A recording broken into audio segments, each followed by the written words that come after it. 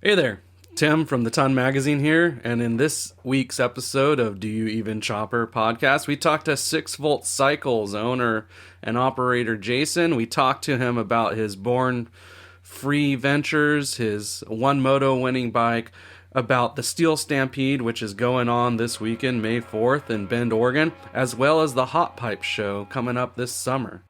Hey Jason, how's it going? Pretty good, Tim. Thanks for having me on your podcast. Yeah.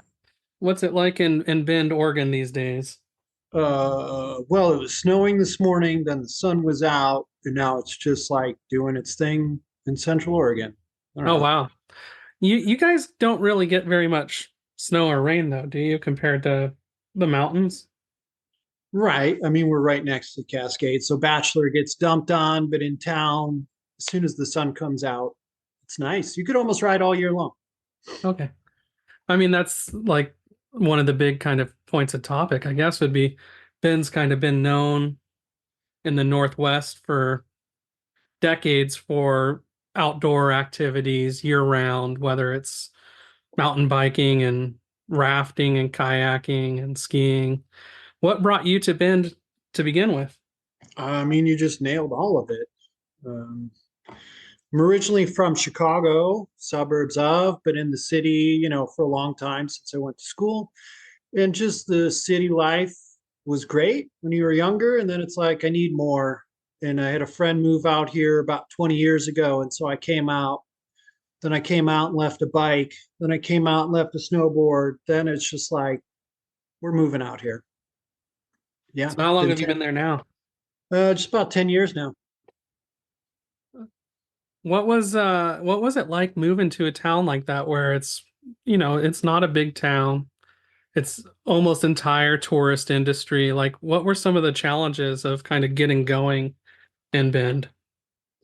Yeah, so coming out of Chicago, where like you open a shop and you have an instant fan base, right?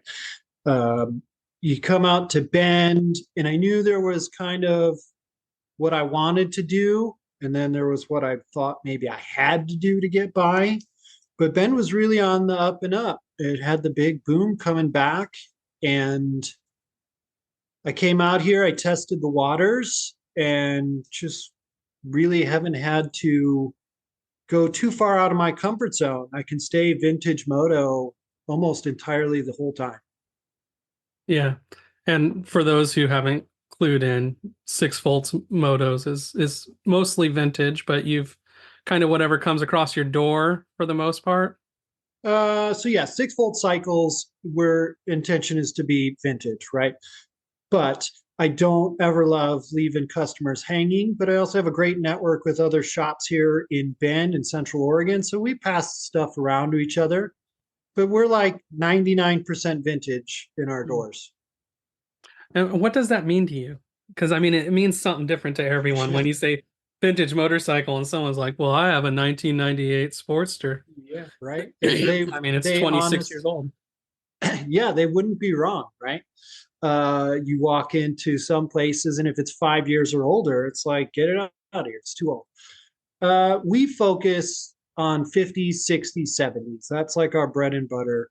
We'll do older stuff. I have some pre-war bikes in, and then we'll do later stuff. I love seeing first gen, GSXRs. I think that stuff's super cool. And I mean, an Evo Sporty, like just keeps going on and on and on. So we do them all. It's not Yeah. very vintage, but we do them. And you kind of, at least from the outward looking in, you have an affinity for European bikes, Japanese bikes, not just vintage Harleys. Correct. My background really, I love the diversity of bikes. I'm way into European stuff in the moment. It seems like, the last 10 years, I've been way knee deep in Italian stuff. In the last 5 years, then the British really came back in hard. I used to be into BMWs. The American stuff has kind of always been out of reach for me, honestly, because of price. I want the old stuff. They've just been expensive. And it's almost crazy to say you can get a vintage Ducati cheaper than you can a vintage Harley. Yeah, that is kind of crazy. but people treat them very differently. Vintage Harleys, you have so many different kinds of people making choppers, bobbers, people who want to do straight restorations to stock. Vintage Ducatis, you don't see a lot of people chopping down to try and make a chopper out of it. They're kind of a peculiar. Totally. Harleys are a peculiar bunch in the utilization of what people use them for. Yeah, I completely agree. I'd love to see a vintage Ducati chopped up and done whatever. Like that's the whole point for me. Is just like ride bikes, ride all the bikes, love all the bikes, sample them all. Who cares? Yeah. How did you get into bikes? Well, early on, riding dirt bikes. Some family had a place in Michigan. What do you do in Michigan? You ride dirt bikes. Yeah. And it kind Yeah. of just snowballed from there. And then when you moved to Yeah. the city, you kind of got into street bikes. Got into street bikes, like immediately into vintage, first bike, CB 750 from 75. And then it snowballed. I got linked up with a non-club group called Shivin Moto, Chicago Vintage Moto. Massive fan base there, great community, every bike you can imagine. So it was awesome. From there, I went into Arma racing vintage bikes, being a mechanic for racers. Then, opening up my own shop, working at another shop, Moto Works in Chicago. I was like an airhead, BMW airhead restoration specialist. And then I made the move out here and just widened my spectrum, all vintage, all the time. Yeah. And you're not a exclusive to street. You're doing vintage dirt as well. Are you do two-stroke and four-stroke? Yep, two-stroke, four-stroke, Vespa. I also run an event called the Steel Stampede. It's Arma sanctioned vintage motocross and trials event. Hmm. So I'm way into that. I'm way into street bikes. I don't like What's your daily rider for a dirt bike out there right now? I have a 1971 Ducati 450 RT. Wow. Kind of 1 year only, one off, absolutely horrible dirt bike, but a glutton for pain. Do you get a lot of Hodakas out there being pretty Yeah. close from where they're manufactured? Yeah, you got it for sure. Big Hodaka fan base in Oregon, obviously, and a lot of them to service. Yeah. What are the most popular ones? You see Aces or Road Yeah, Toad, Aces, the Super Rats, Super the Rat? hundreds. Yeah. Um, I think what's still around is what you can still race, is what I see in my shop. So I kind of get the same ones over and over because Yeah. they fit into a category great. Yeah. And those were imported engine, and then they just assembled everything in Oregon there. Yeah, right. You got it. Let's talk about the Steel Stampede more. What kind of race is it? I mean, you say it's off-road and vintage motocross, but when motocross kind of emerged in America in the 60s, they kind of took off into two paths. You had kind of the desert race version of it, and then you had the hills and bumps, pre-made course kind of version of it. So where does Steel Stampede lie, and how do people register? I know it's only this weekend. This will go live just before it. Is it too late to get involved? Kind of give us some of the details on the Stampede. Yeah, so you're right. It's this weekend, May 4th and 5th. It's year 16. It's been going. I've only been in it for the last 8 and change. Steel Stampede highlights kind of the spirit of the 60s and 70s motocross.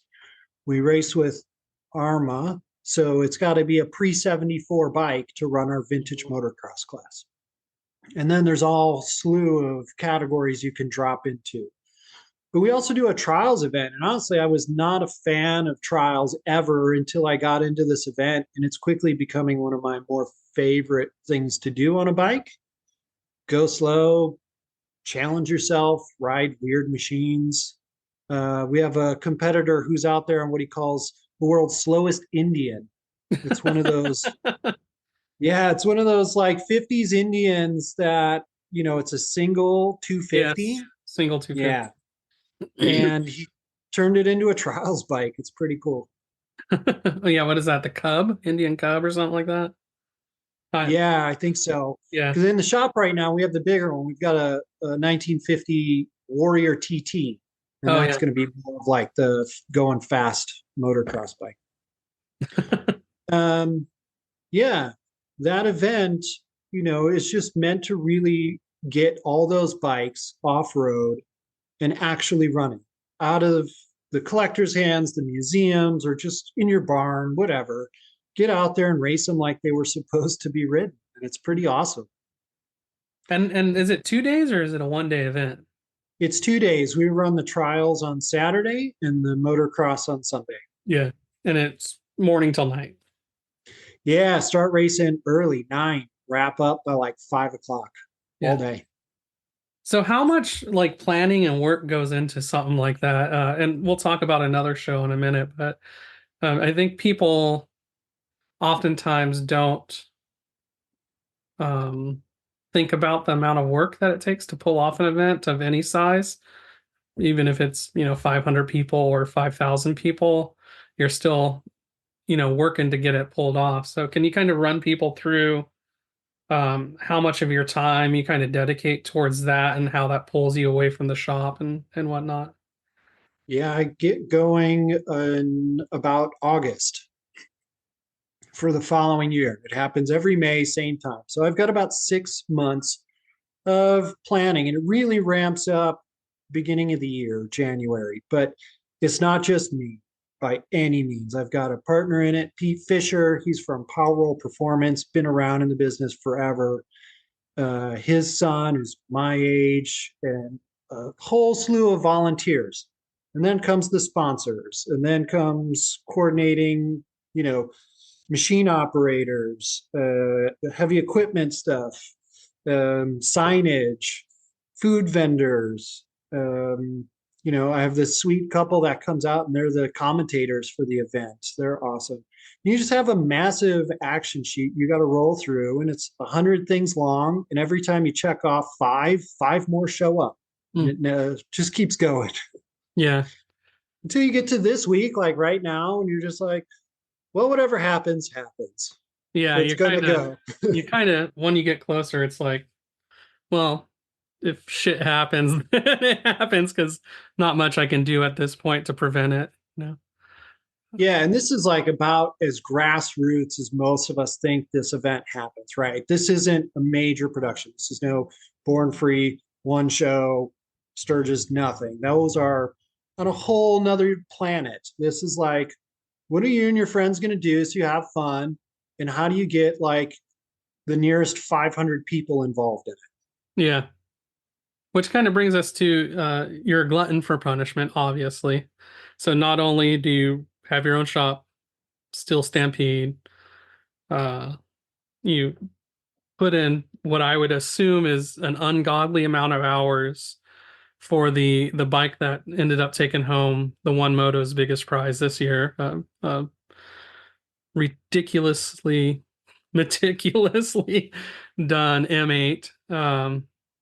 But you also, and we'll come back to that one. To the bagger,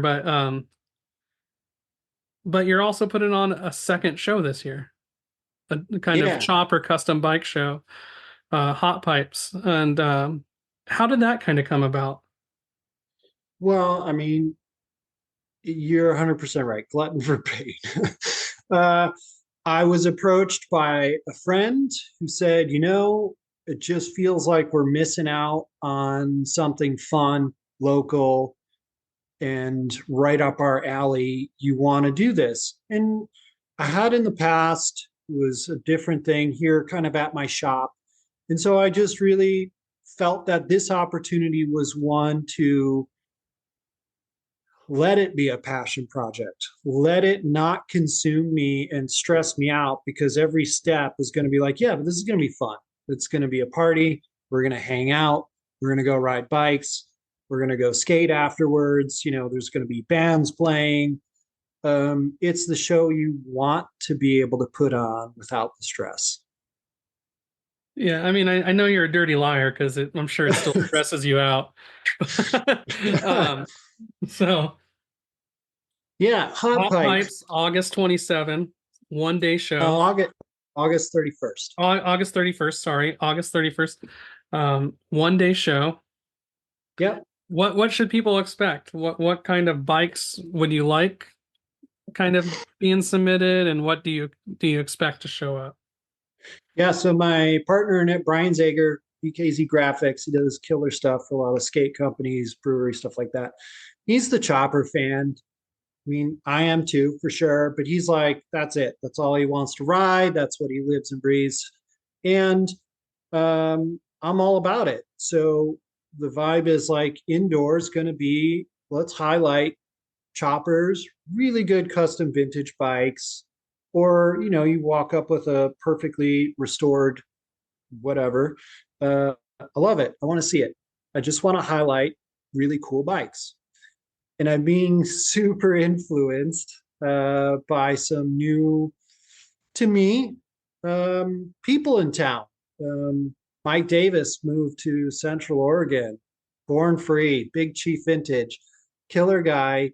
He knows, all the heavy hitters, and in befriending him, and I tell him what, what's kind of coming up with hot pipes. He said, "Yep, let's do it," and just starts giving me names, giving me numbers. And so this, what was going to be a quaint show, might turn into like a big builder event.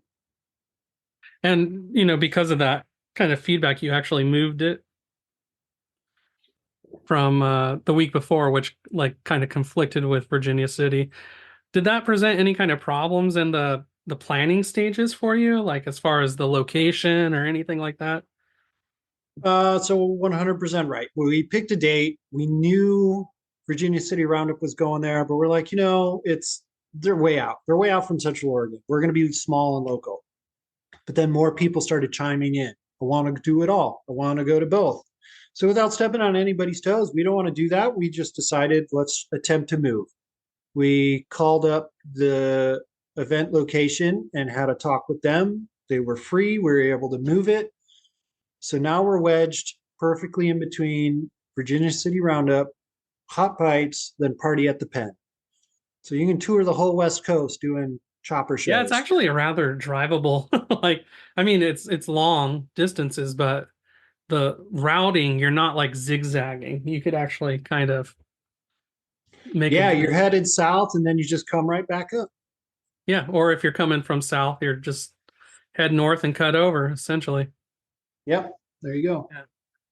And you guys have Mark Drews in town, right? As well? Who? Drews? The elusive Mark Drews? Nobody knows where he's at. I saw him at One Moto though, so he's around. Rad guy. Pops into the shop every now and then. We trade Triumph parts, and yeah, he's here. He'll be there. He'll be at the show. Yeah, and I mean that's kind of a odd that it's a rare thing for him to do shows these days. Although he started back at Yokohama and he was at One Moto, so kind of popping back in. I find it fascinating, and you'll have to tell me what's in the water there, that you have so many Triumph lovers in Central Oregon that are doing incredible builds on a British platform. I mean, I see more and more Triumphs than I used to, but there's They're something back, right? There's something there, and although maybe not regionalized, but it just seems to me from looking that there is a concentration of it between Mike, Mark, what you guys are doing. I mean, a number of people out in Central Oregon. Do you have any kind of theories why that might be, or is it just wild coincidence? All the badass dusty farmers that were out here hoarding them are letting them go, and we're all scooping them up and bringing them back to life. Yeah. You're right. There's a totally solid community of vintage Triumph, British, I'd say BSA, Triumph, Norton, all out here. Yeah, keeping the scene alive. Yeah. Do you see any matchlesses coming about up there? Yeah. Yeah. Mhm. So it's kind of the gambit of it, of the British bikes. All of them. I have a customer let me ride his Brough Superior, Oh wow. Vincent's. I've got a Vincent pipe dream in my supply, thinking maybe one day I'll go to Born Free with a Vincent chopper and, absolutely drive myself crazy trying to build it. Yeah. And giving everyone who loves Vincent's an absolute heart attack for. Wouldn't that be great though? That'd be Oh awesome. yeah, no, it'd be fantastic. I mean, there's a big Vincent community in like Portland, Vancouver, Washington area, and boy, they would cry knowing that you would Oh my chop God. it. I mean, I wouldn't make it out of there alive for sure. well, they're also polite. You probably would, but Back in Chicago, they have the Vincent Massacre, and it is like the largest gathering. It's home of the Vincent Owners Club. You go there and you'll just easily see the most Vincents you're ever going to see anywhere. And there are some customs. Everybody does like the Egley Cafe Racers, Mhm. or some sort of touring bike. No one really steps out of that comfort zone. Yeah. And that's fine for them. Let's talk about custom bikes in general. So, maybe start with the one moto bike that you built this year. Um, Kind of how Yeah, it did was that project come about, and kind of how long did it take? And we'll put photos up for those who watch on video, but those who are listening to the audio podcast, which is the vast majority of people, maybe give an explanation kind of what the bike looks like to you. So I was approached by Mike Aldridge, who owns Darla, the Dyna. It's an FXDL, and it already had history from, another set of hands. And when Mike came to Bend and him and I started working together, he really wanted to do the shows. And I said, super cool, man. You got a great bike that goes to shows. And then I was really honest. I said, you don't have a bike that wins shows. And he said, what does it take? I said, everything, all your money, all our time. It's just going to be an endless project. And we got cranking on it and we chipped away, and through some amazing part sponsors and supply chain requests and just endless hours in the shop, we pulled off, this kind of final build, which won the one show, which is a huge effort. And I'm really proud of how it turned out. And I'm thankful for Mike, and I'm thankful for Tor and the one show and everybody that helped support that bike. And it is that total Dyna over the top, everything you can throw at it, and the kitchen sink, and then gold plate it all. Yeah, yeah. So for people listening, there's meticulous etching on almost any etchable surface. I mean, on the shrouds for the speedos, on the heads, pretty much and then you're gold plating it on top of that. Gold Um, plating, custom wheels, custom risers, custom bars, electrics package, lighting package, fairing, paint job from Zigzag's Killer, all the flake, color, flames, sparkle, inlay like you can do is in it on fairing, lowers, tank, tail, bags, like yeah. everywhere. What's in the engine? It's a mild build motor, bore and stroke, get it, cam it, get it big. Yeah. Yeah. Do you guys have any goals beyond one moto with the bike? I believe it's headed to Born Free next, and maybe kind of a couple magazine shoots. And yeah, Mike's looking to bring that thing around as he should. And it, deserves some attention. It was a tribute build to his mom, and I love that whole story. So Yeah. hope it goes everywhere. So after the rounds, is he gonna put it as a daily rider? Or is it gonna just stay a show pony? Do you know? I was already working on one of his other bikes for the ride. Yeah. Yeah. Well, there you go. Yeah. That answers that. Yeah. Oh, I'm sure I mean, he'll ride it, that's always like the thing I'm fascinated with about show bikes. Like, and for those not watching, I'm doing air quotes, but is what do you do after you've shown them, right? I mean, I do see some bikes come back repeatedly to shows, maybe hoping they win on ones they hadn't won or something. But at the end of the day, you're either gonna show it or ride it, and I don't know. It's just that life cycle of a show bike's very interesting to me. As I someone who completely agree. has I a don't. show bike in quotes, I guess, but it's a daily rideable, and I ride it all the time. But Yeah, what are you in it for? Are you in it to like build your ultimate dream bike? And then when you're at that level, like, what do you do with your dream? I don't know, store it away. Or are you the person who like wants to ride it no matter what? And I think that whole range, just fills in the community, and I'm glad it's all there. yeah. What's like the breakdown of your shop work between, you know, show bikes, getting people back on the road? Like, kind of how do you divide your time broadly, and what would because I think that's question one. Question two would be, what would your ideal scenario be? Yeah, so we do the whole spectrum here. We'll take on show builds or restorations or custom builds over the winter. And I book them out. So we're probably doing 3 or 4 of those a winter while still feeding in constant service and minor modification work. And that's the flow I really like because it keeps my techs on all year long. We don't cut back. Hmm. Every shop in town cuts back in the winter.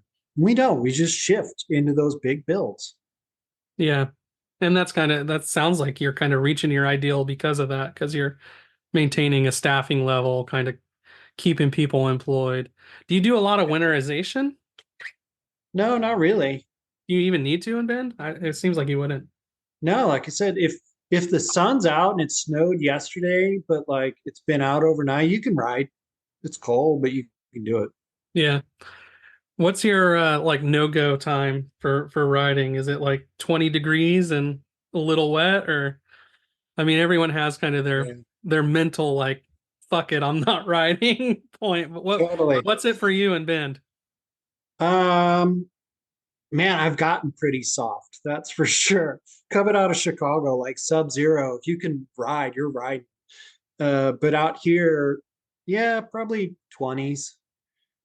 The Yeah. roads do this funky thing with like they black ice real quick. Oh yeah. I'm not messing around with that. Yeah. And then also my thing with riding below 20, and mine's probably 25 to be perfectly fair. We have a little more moisture in the air than you do. But it's not humid or anything. And if it's raining, it's not cold. If it's cold, it's not raining. But it's the sting of the wind with that just a little bit of moisture with it, even with layers. And I mean, I don't have anything fancy enough to where I can plug shit into heated crap or anything like that. That's not me, but it just starts to sting after a while. You start questioning life. Yeah, that cold humidity like gets into your bones, and there's nothing you can do to warm up. No, Uh, like the I'm pocket a warmer crystal things, like that doesn't help. I mean, Yeah, the magic crystals in your pockets to stay yeah, warm. they fucking don't help. They'll help for Oh, like shit. the surface skin, but then like your joints start to feel like ass. I'm a massive fan of heated grips, but I also ride, modern bikes that have heated grips. So that makes everything for me. Typically, like the feet stay warm, the core will stay okay. And if the hands go cold, I'm not riding. Yeah.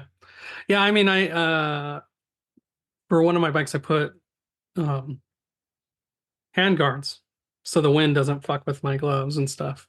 Yeah, totally.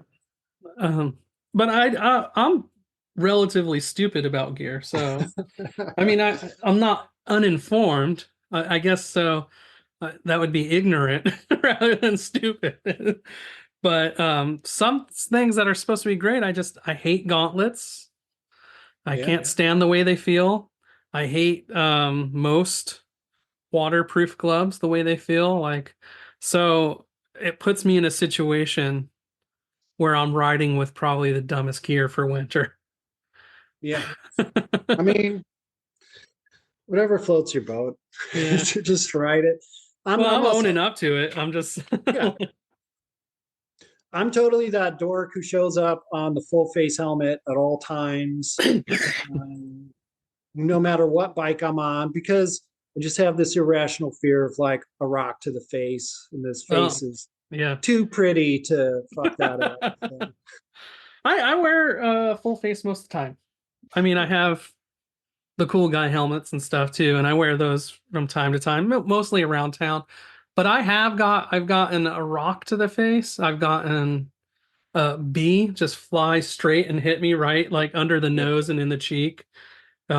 Stinger going and you know 60 Mhm. miles an hour that just hurts beyond all belief. And so because of that stuff, I typically do, but it really just depends on the ride, where I'm going, how I feel about it. I think like most people's these days in my garage, I just have the line of helmets that range from totally rational to like, I mean, I have a Joe King helmet. I love that helmet, so I'm not going to talk bad about it. I have a Beetle helmet that's really good, but I also have some that are like smaller and thinner than even Ocean Beetle helmets, Whoa. and Yeah. to where it's like, well, that probably shouldn't even be used as a skateboard helmet, much less a motorcycle helmet. Yeah. Um, so, and I mean, I'm not advocating that people use those or anything, but I mean, I came, like I it's said, just like the whole spectrum's there for me to choose from, and I kind of just choose on what yeah. I'm going from. Illinois is a no helmet state. And so like when I go back and I ride with my father-in-law or something like that, and I see all these people riding without helmets, like, cool, man, you do you. But I try it every now and then, even on like a short ride down the street or something. It's so odd to me. I don't know It how to feels go. uncomfortable, like if you're used to wearing it all the time. It Yeah. just it not uncomfortable in like a physical way, but like your brain starts like going like I should probably be wearing a helmet, don't you think?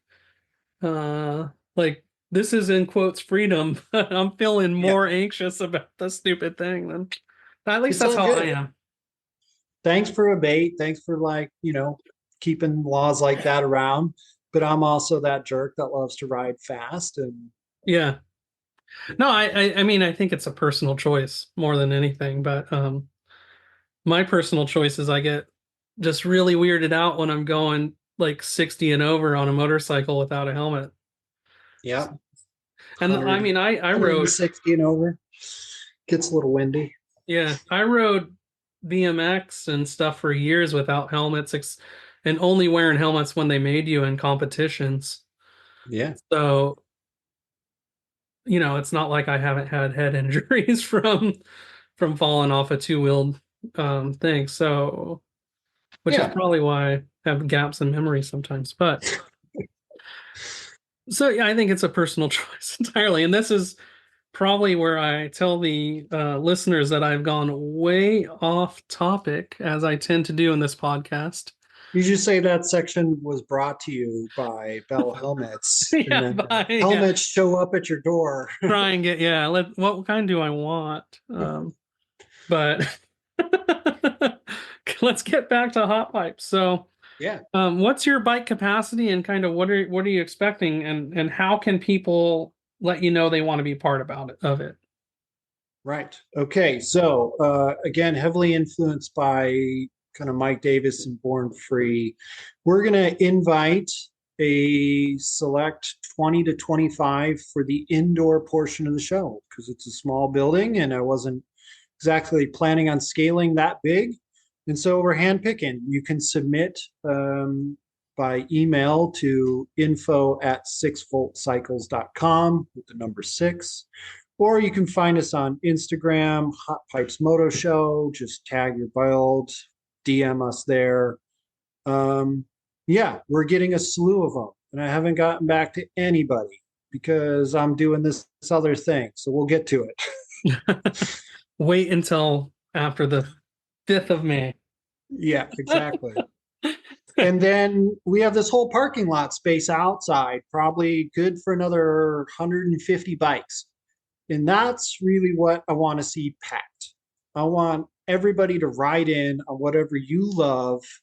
Of course, we want to see what we want to see: chopper, vintage, antique, not some Honda CX 500 that just came off the showroom floor or whatever. I don't know. Something fun, and fill that whole parking lot. And then you really make the show. All the riders that come in make the show. Oh, yeah. I agree 100%. We do 2 shows as well because, again, glutton for punishment. I know one when I see one. And one's a total ride-in show and one's kind of a similar model. It's an invitational. And without a doubt, no matter what you do planning-wise, the show is made or broken by the riders who show up. Totally. What I want to see is the whole area is filled with bikes. People are walking the whole lot like a classic ride-in show. Then you're able to cruise through the inside, hit the food, see these amazing builds that are going to be coming in from, all around. And in there, you have a bit more intimate setting where you can step back, take a look, see the detail, maybe talk to the builder if they're around, and just soak those in. Then go back outside, drink a beer, hang out with your friends, do dumb shit, and enjoy the entire day. Is there any kind of hotel or any other partners that people should be looking at if they're coming from out of town that would be helpful Yeah, for them so to know?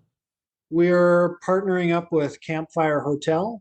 They're going to have discount codes for us here. They've also got a killer pool. The tiki bar is awesome. They're right down the street. They're a really fun hotel to partner up with. They like motorcyclists. And then there's also a Waypoint around the corner. They're going to be probably discount code as well.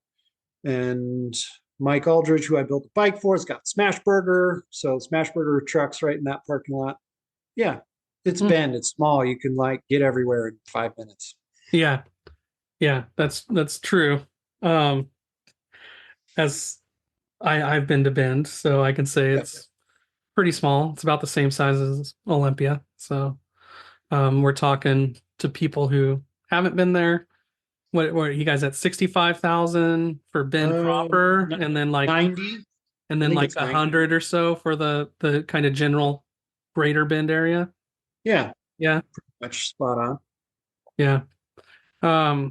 I don't know. I live in my shop, so there could be a million people outside. I don't really care. Well, I know it's grown exponentially. It's like one of the fastest growing towns in the country for years on end now, right? Yeah, visit Bend, so they say.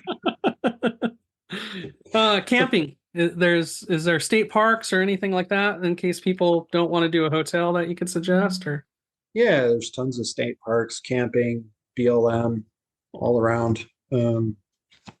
Not hard to find. Yeah, Internet exists. just look up parks and Bend, Oregon. Okay.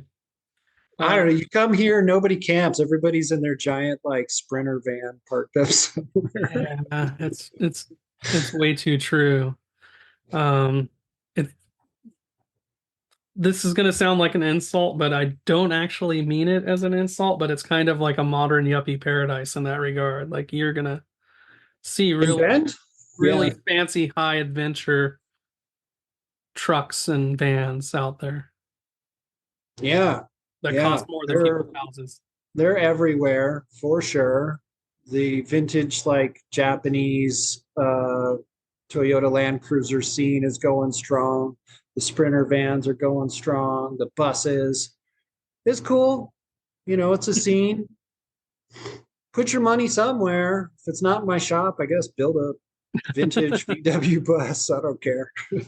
So how big is your shop itself? How many workbenches do you have? What's your kind of normal capacity right now?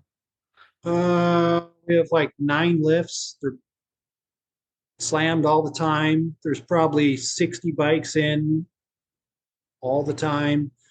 I've got a couple Connexes full of storage. So, we're filling a 3 to 4,000 square foot space. Okay. Yeah. So would that be, for those who don't know, would that be like one of the larger ones in the region for you, or Yeah. yeah. Yeah. Amongst the other shops in town, we're on the same scale as dealerships in their techs, but we're I see. only service. Yeah. Do you have a cutoff year or kind of cutoff bike period where you say, oh, we're not going to go too deep in this is the one, and then like you hand off to that, just as a general rule of thumb, as someone passing through Bend that might listen to this? Again, I love to make sure the whole community works together. So if somebody's like, I got a 2000 whatever BMW, is like, cool, there's this other shop, call them, Yeah. they'll wait for us. Cutoff? No, it's more of like case by case, customer by customer. Yeah, I can understand that. So You roll in with like, some leaky 70s iron head. You want us to like pull a rabbit out of a hat with a $500 budget. I don't think it's going to happen. We're not the shop for that. yeah. But a wizard down the street who can do it with There's baling wire. some serious dirt wizards out here in the desert that'll Yeah. fix your Harley for you for sure. And they love iron heads. Huh? I grew up in a desert town, so that's rings too true. You know it, yeah. I'm sorry, derailed again by the laughter. So it's our next show, Dirt Wizards. It's only Dirt leaky ass Wizards, iron. it'll be a joint show. It'll be only desert sleds and iron heads. Leaky ass iron heads and desert sleds. If it doesn't leak, it doesn't make it in. Oh, now I'm writing that down though. This is how we came up with hot pipes. Like Brian and I went out, we were hanging out, and we're just like trying to make each other laugh and coming up with show names. And that's the whole point of the show. It's like, dude, if we're not having fun with this, we're doing it wrong. Yeah. What were some of the rejected names? Oh, I don't know on the spot, but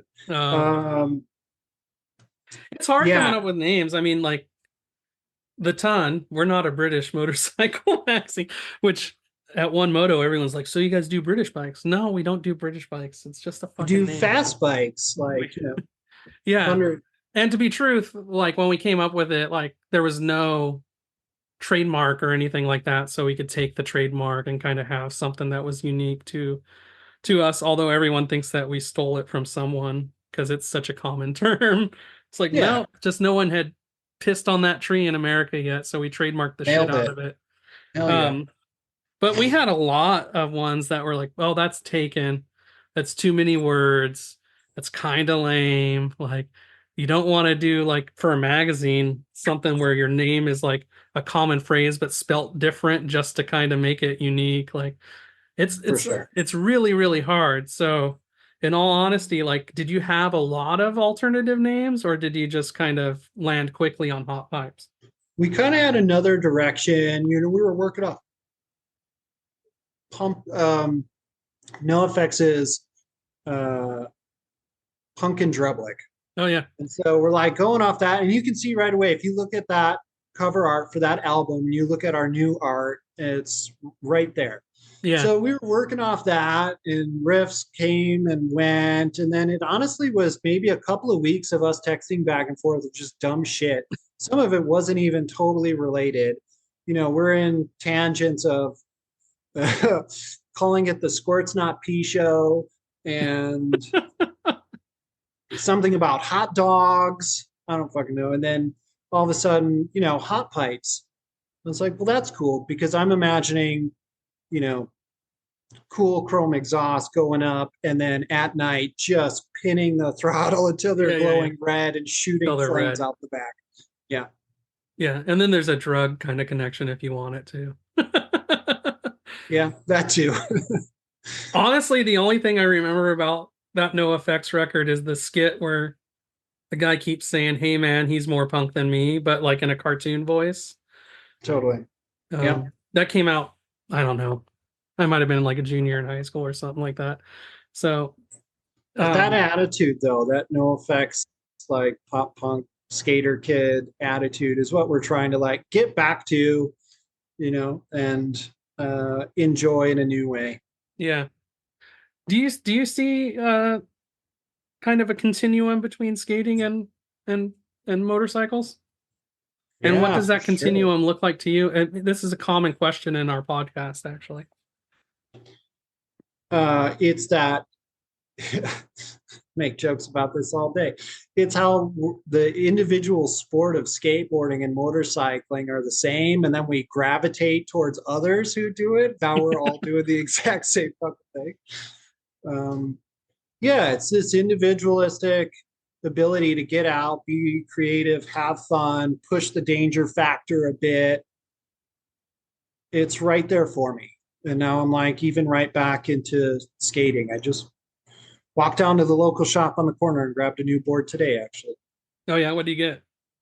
An anti-hero, an old dad cruiser style though. Yeah. Like it'll be fun. And motorcycling is still very much for that. Is that for me? It's like I've slowed down, I've shifted, I've maybe changed genres a bit. That's why I'm leaning more towards like, chopper builds, kind of slow, lazy, greasy life with a Yeah. bike. Do you ride more by yourself or with groups? Like, because I think people who came up skating or BMXing tend to like the solo activity of it all, like the kind of focus and clarity you get. And perhaps people who, this is a theory, so people who didn't have that kind of individualized sports.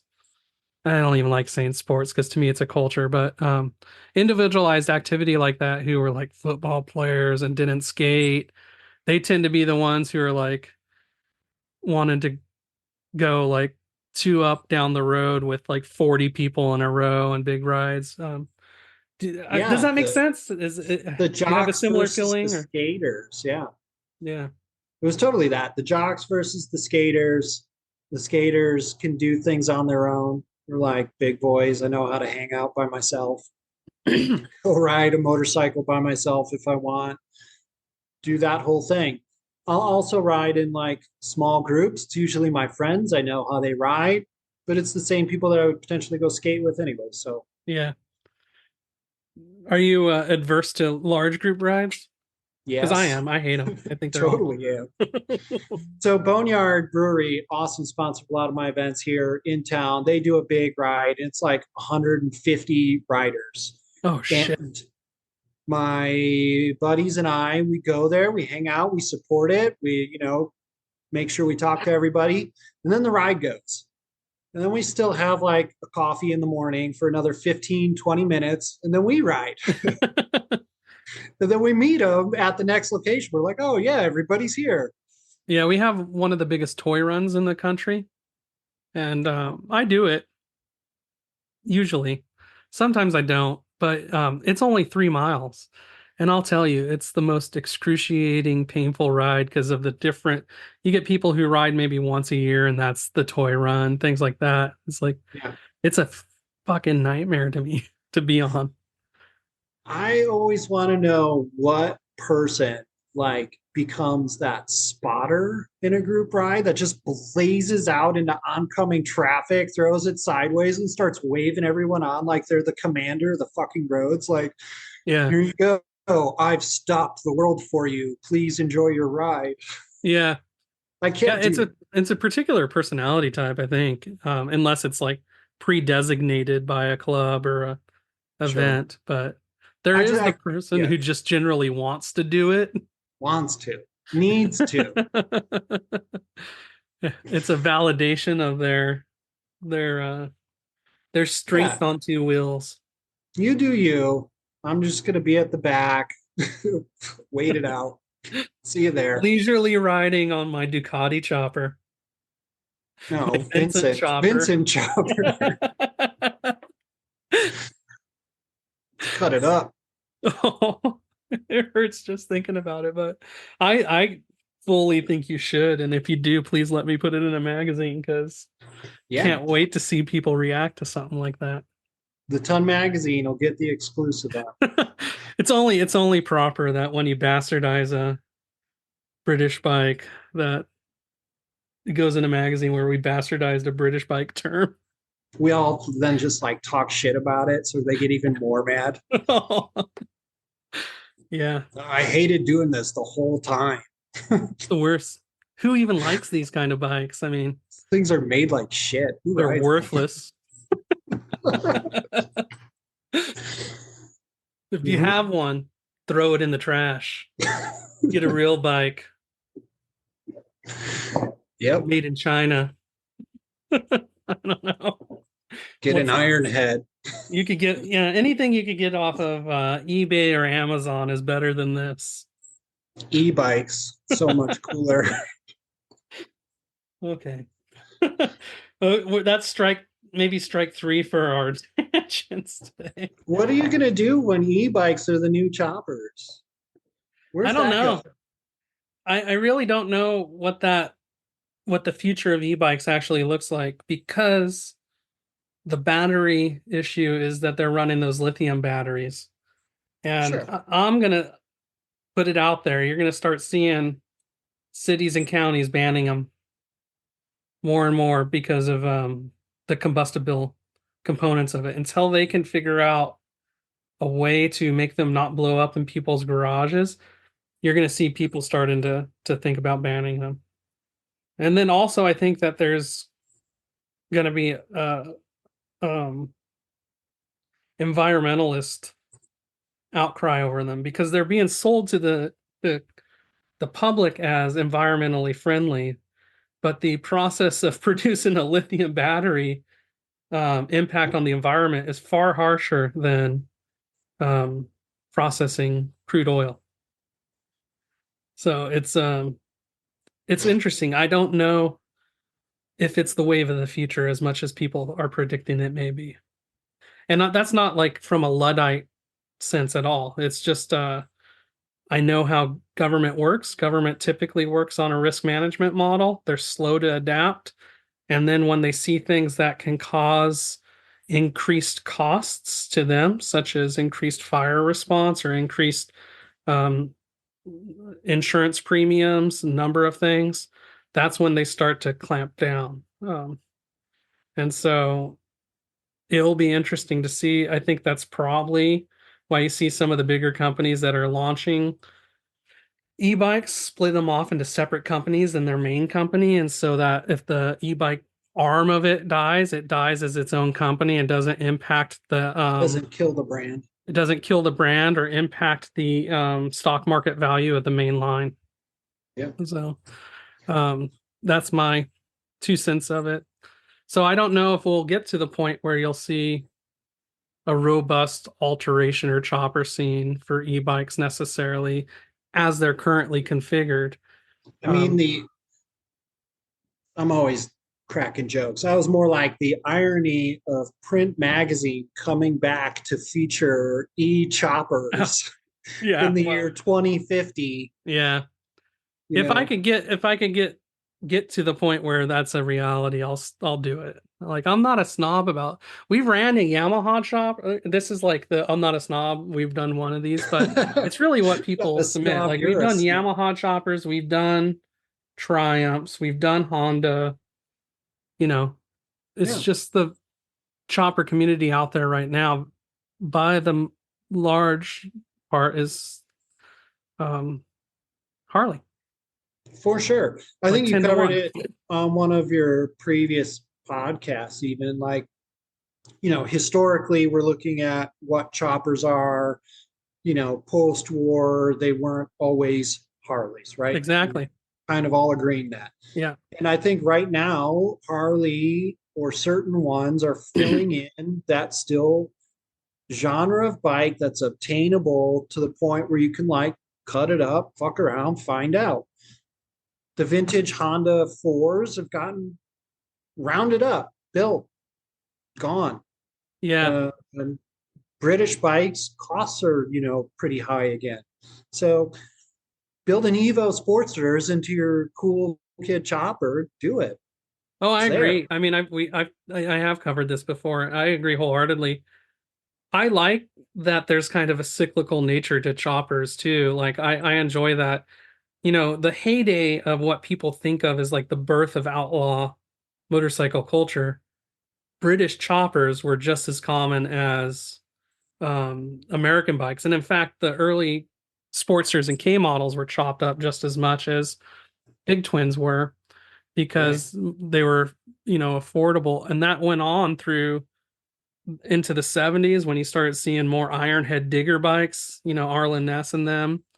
And then you started seeing the emergence of Honda choppers, which, um, you know, those were really cool for their time. It kind of has this wave, right? And then like now we're uh, maybe coming out of like this fetishization of late 60s, early 70s choppers, specifically kind of Frisco style choppers you see the most of, where you're starting to see people at Born Free, Mama Tried, some of the bigger shows with Honda choppers and British choppers again. So kind Yeah. of going back to the earlier, more attainable chopper styles. There's And a the cycle to it all. the restoration of early builds, I think, is better than it's ever been. People finding bikes, pulling them out, knowing what it is, and not moving on into a new direction, but like honoring what that build was. Yeah. It's awesome. And there's such a historic community for that. And by that I mean like long held community, word of mouth community.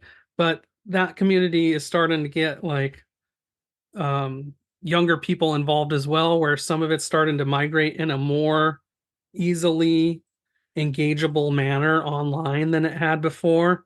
So the finding parts and people to kind of guide you through parts, and even pre-war bikes, and by that I mean pre-World War II for the young people, not pre-Operation Desert Storm or something like that, but pre-war bikes. They don't know what that You is. have people online now sharing information in a way that wasn't really shared online as well because of technology barriers.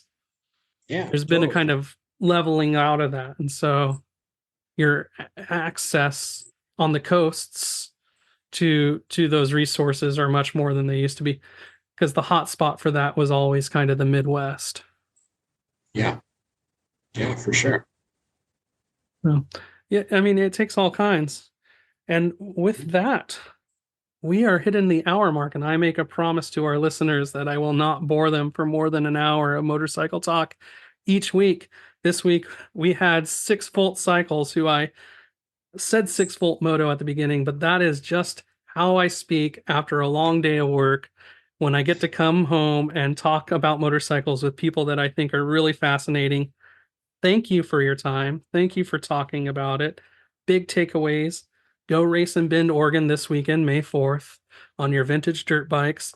And then end of August, come back with your choppers. Yeah, get back for hot pipes, do all the shows, ride all the bikes, read all the magazines, just make motorcycles the best thing that ever was again. Thanks for coming. Thank you for having Do You Even Chopper podcast is available on Apple, Spotify, and other podcasting locations. You could also find us at thetonmag.com/podcast. If you'd like to subscribe and support the podcast, feel free to do so. It's not a hard sell, but every little dollar helps. We appreciate it greatly. The magazine itself is a quarterly print magazine published out of the Pacific Northwest, and you can find copies for sale and subscriptions at thetonmag.com/shop. We're on Instagram at the Ton Mag, as well as Facebook, and you can find us on YouTube at the Ton Magazine. Thanks for your support. And thanks for listening.